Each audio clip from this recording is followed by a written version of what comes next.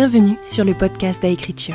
Je suis Isa, créatrice du compte Instagram Aécriture et du site internet aécriture.fr, plateforme d'accompagnement en écriture. Dans ces épisodes, on se parle méthode d'écriture, quotidien d'auteur, blocage et réussite. Mon but ? Vous rassurer, vous donner mes tips et vous booster à finir votre roman. Alors, si comme moi, vous êtes passionné d'écriture, installez-vous et on est parti. Hello ! Bienvenue dans ce nouvel épisode du podcast Aécriture. Avant de commencer notre épisode, je voulais vous dire merci pour vos messages concernant le podcast et tous vos gentils retours. Vous savez, lire ces mots font beaucoup de bien, car le podcast, même si j'aime beaucoup ça, reste un média solitaire. Sans vos retours, finalement, c'est comme si je parlais dans le vide. Alors, merci à tous ceux qui réagissent après l'écoute des épisodes ou qui viennent me voir de temps à autre pour me dire que ça les a reboostés. J'espère continuer encore longtemps à le faire. Et pour ça, on attaque de suite avec notre sujet du jour.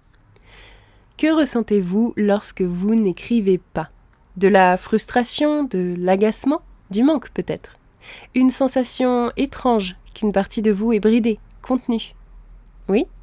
Eh bien, parfait, c'est justement ce qui nous intéresse aujourd'hui.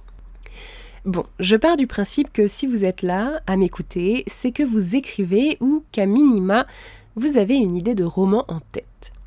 Vous êtes-vous déjà demandé d'où vous venez l'idée d'écrire ce roman justement ? Quelle partie de vous vous a poussé dans cette activité ? Parce que finalement, même si ces dernières années, beaucoup de monde s'y essaye, tout le monde ne pense pas à écrire une histoire, peu importe laquelle.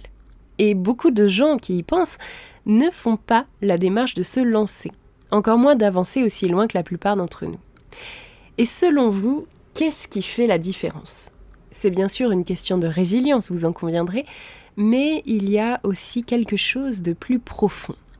Quelque chose qui tient de l'ordre du nécessaire pour certains d'entre nous et qui n'existe tout simplement pas pour d'autres. Dans un récent post sur Instagram, j'ai expliqué pourquoi je suis convaincue que tout le monde ne peut pas écrire un roman.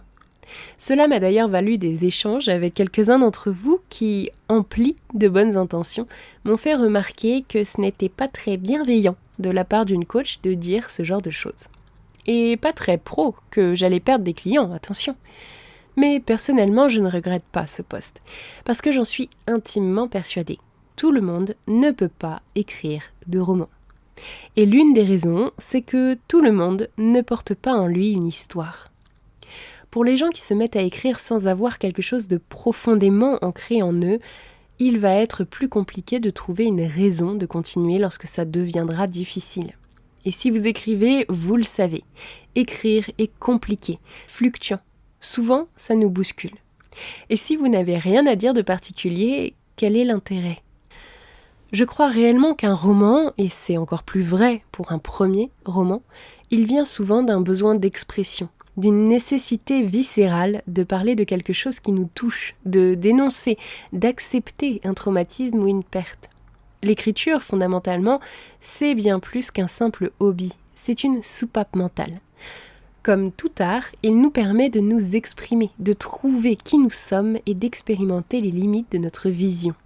Écrire une histoire, quelle qu'elle soit, demande de la créativité, même s'il s'agit d'une histoire particulièrement réaliste.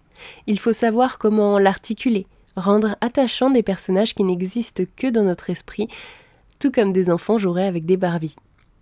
Ce n'est pas pour rien que l'image de l'écrivain ou de l'artiste torturé hante notre imaginaire commun. Même s'il n'est pas forcément nécessaire d'avoir vécu un traumatisme violent pour écrire, ce sont les cicatrices, les besoins de compréhension et les questions existentielles qui font les bonnes histoires. Tout comme on n'apprécie pas un héros qui n'a aucun défaut, un écrivain qui n'a rien vécu ou n'a rien à transmettre n'aura que peu d'impact sur un lecteur. Techniquement, il peut écrire une bonne histoire, mais l'âme d'un livre ne sera pas là. Vous savez, je suis très sensible à l'animisme et sans être attachée à une religion en particulier, je suis persuadée de l'existence de l'âme, de l'étincelle qui change tout et du principe d'énergie, et notamment d'énergie créatrice. Et selon moi, cette énergie créatrice, elle provient de nos peines, de nos peurs, de nos tourments, de nos questionnements. Sans ça, un roman reste mécanique, un automate. C'est la différence fondamentale entre Android et humain. ChatGPT peut, et surtout sera capable, de créer dans le futur un roman inédit. Mais il ne connectera pas. Il n'y aura pas cette âme. Mais je m'éloigne du sujet, pardon. Tout ça pour dire quoi, finalement ? Que tout le monde n'est pas capable d'écrire un roman parce que tout le monde n'a pas besoin d'exprimer quelque chose. Et c'est pour cela que l'on peut dire également que tout le monde n'est pas créatif. La créativité est une notion que l'on a eu tendance, ces dernières années, à asséner un peu n'importe comment. Je suis la première concernée, pendant près de 10 ans, j'ai été créative dans la publicité, alors que rien de ce que j'ai fourni ne s'apparente à quoi que ce soit de créatif en réalité. Alors que la réelle énergie créative, celle qui nous pousse à nous exprimer, à faire sortir quelque chose des profondeurs de notre être, si elle n'est pas libérée quelque part, elle nous fait du mal. Tout comme des idées noires qui ne sont pas traitées, un manque d'expression créative peut générer du stress, de l'irritabilité, une dépréciation de soi-même, soit un véritable sentiment d'inaccomplissement et de nullité. Quand j'en parle avec mes coachés, ou même avec ceux qui me posent simplement des questions sur Instagram, j'entends souvent à quel point votre confiance en vous, et presque je dirais votre estime de vous, dépend de la réalisation de cette expression. Lorsque vous êtes bloqué, vous vous sentez mal. Et quand je vous demande ce qui changerait pour vous si vous arriviez à écrire votre livre, vous me répondez souvent « tout ». Cela changerait la donne dans votre perception de vous-même. Vous seriez capable de porter d'autres projets et de développer des choses qui vous tiennent à cœur. Vous vous sentiriez vous-même. Et là vient la question. Alors, pourquoi n'écris-tu pas ?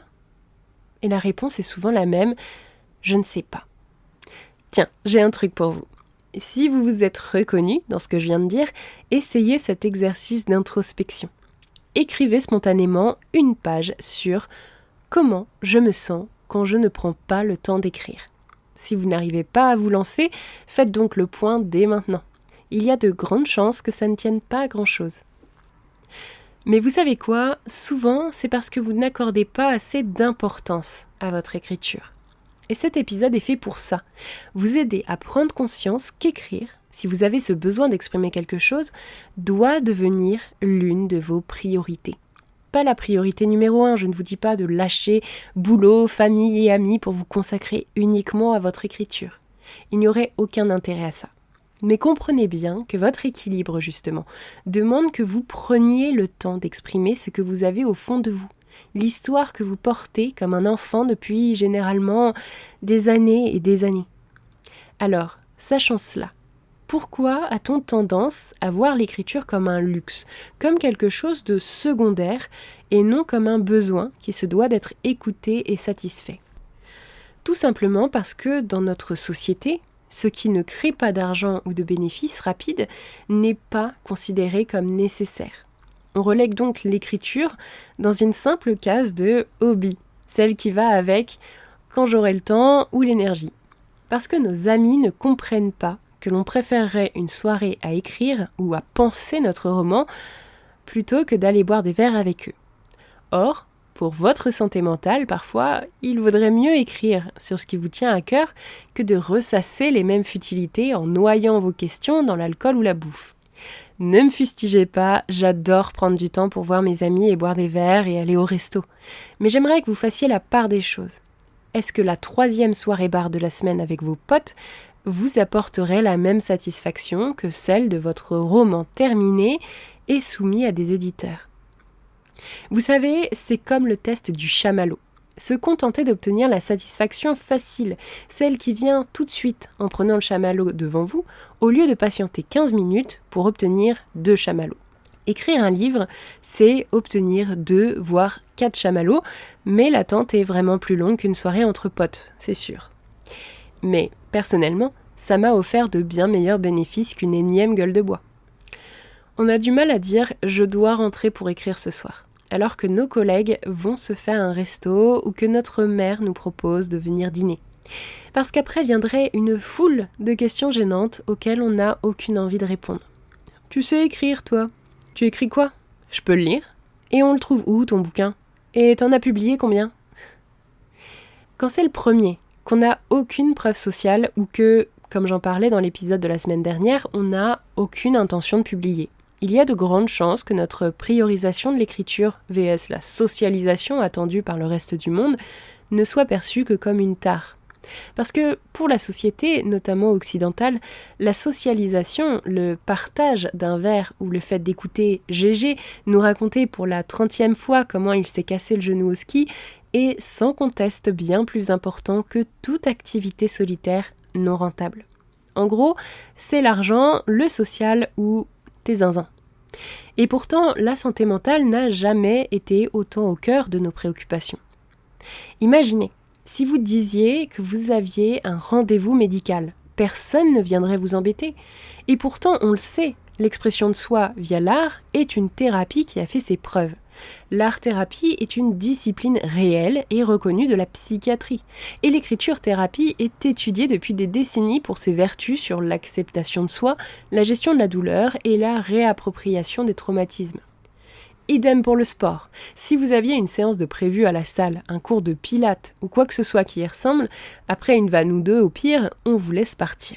Parce que le sport, c'est prendre soin de soi. Et ça, on a appris à le respecter.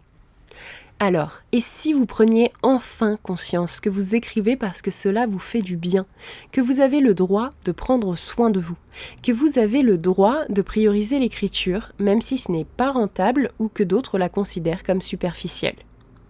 Ne pas prendre conscience de son importance pour votre bien-être est souvent ce qui vous limite et qui vous bloque dans votre écriture. Si vous apprenez et que vous acceptez qu'écrire est une bonne chose pour vous, vous y arriverez plus facilement. Pour cela, j'aimerais que vous osiez reformuler une de vos croyances à ce sujet, afin de la transformer en une affirmation positive qui vous permette d'assumer ce choix d'écrire comme une nécessité. Alors, maintenant que j'ai réussi à vous persuader que vous avez besoin d'écrire, si, je vous assure, comment donner à votre écriture la place qu'elle mérite sans culpabiliser ? Déjà, vous pouvez planifier votre écriture comme un rendez-vous pro ou médical. En début de semaine, vous vous donnez un rendez-vous non négociable. Ce jour-là, à telle heure, vous écrirez, peu importe ce qui arrive. Ensuite, travaillez sur votre état d'esprit. Arrêtez de considérer l'écriture comme un luxe, comme quelque chose qui vous fait plaisir, mais qui n'est pas nécessaire à votre équilibre. Si, ça l'est et vous devez tout faire pour prendre soin de vous. C'est une responsabilité envers vous-même. Vous iriez chez le médecin, chez le psychologue ou chez le vétérinaire pour votre animal, si le besoin était là. Alors, accordez-vous ce temps. Il est important. Également, entourez-vous de gens qui vous comprennent et qui vous soutiennent. Les copains qui prennent mal le fait que vous ayez un projet d'écriture qui ne les concerne pas ne sont pas vos copains. Un projet d'écriture, vous savez, si vous arrêtez de procrastiner et de le prendre en dilettante, ne va pas vous prendre votre vie entière, ou même l'année entière. Il s'agit parfois de quelques mois assez intenses, puis de pauses, où vous serez totalement libre de les voir jusqu'à ce qu'ils n'en puissent plus de vous.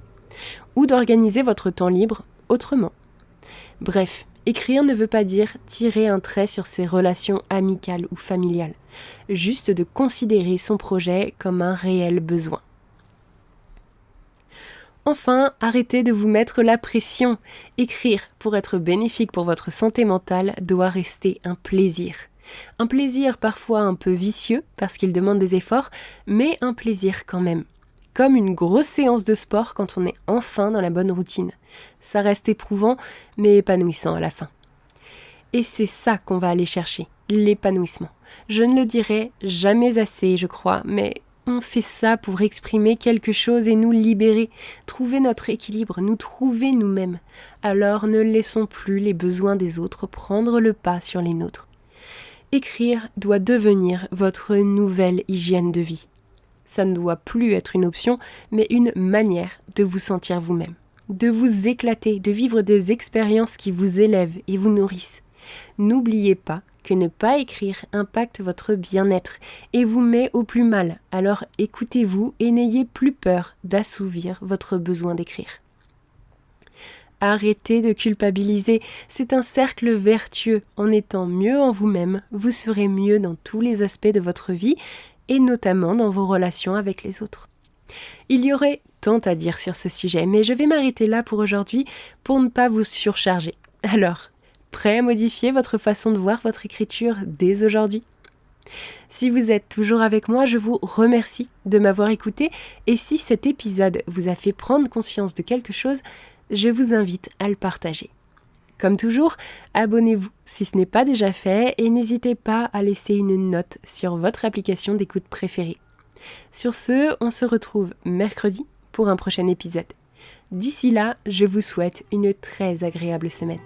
C'était Isa d'Écriture, amour sur vous et écrivez bien.